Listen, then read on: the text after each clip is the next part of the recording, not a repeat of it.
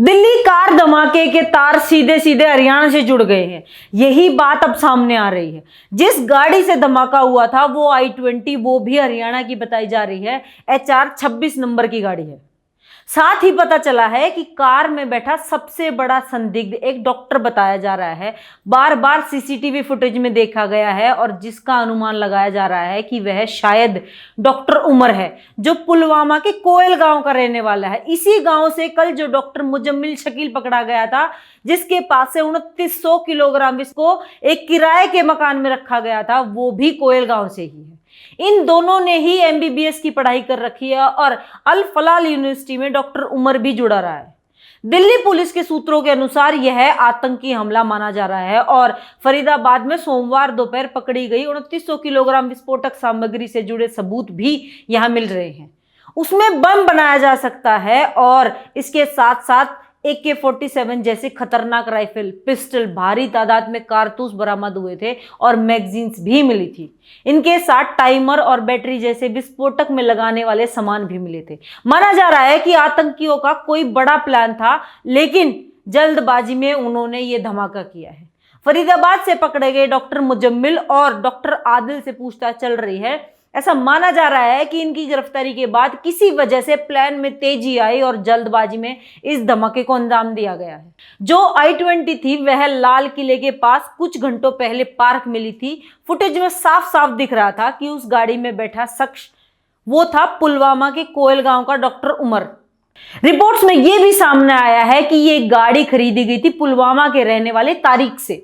सूत्रों के अनुसार सोनीपत का कनेक्शन भी सामने आया है। यह कनेक्शन आतंकी कनेक्शन नहीं है, लेकिन सोनीपत के निवासपुर कॉलोनी के एक युवक के मारे जाने की सूचना मिली है। धमाके के तुरंत बाद उस युवक के फोन से परिजनों को कॉल आई थी। यह फोन कार के बोनट पर मिला है। परिजनों ने रात भर दिल्ली के अस्पतालों में तलाश की। घटना के बाद देश भर में सतर्कता बढ़ गई है। दिल्ली, मुंबई, उत्तर प्रदेश, राजस्थान, यहां तक कि MP और बाकी स्टेट्स में भी हाई अलर्ट लगा हुआ है।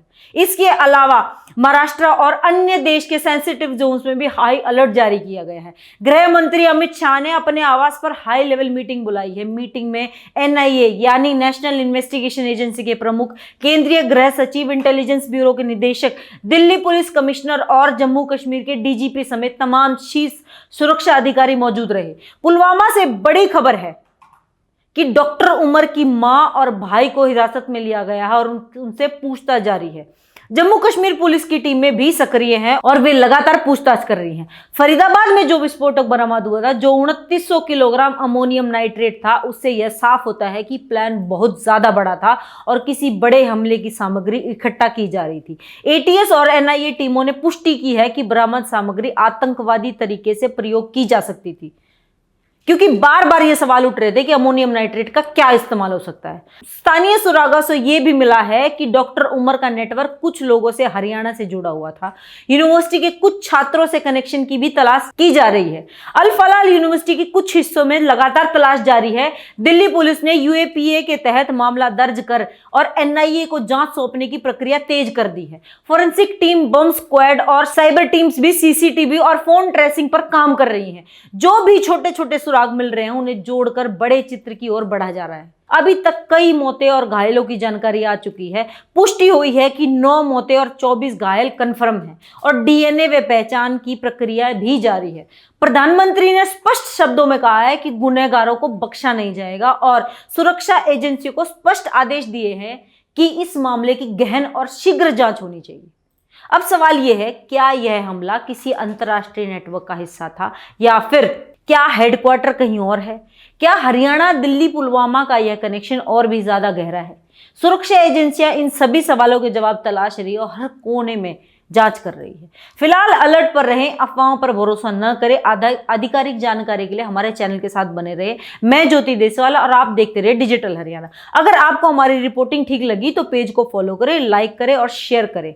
अभी के लिए बस इतना ही। आगे की अपडेट्स के लिए आप बने रहिए डिजिटल हरियाणा के साथ। हर खबर आप तक जरूर पहुंचाई जाएगी। धन्यवाद।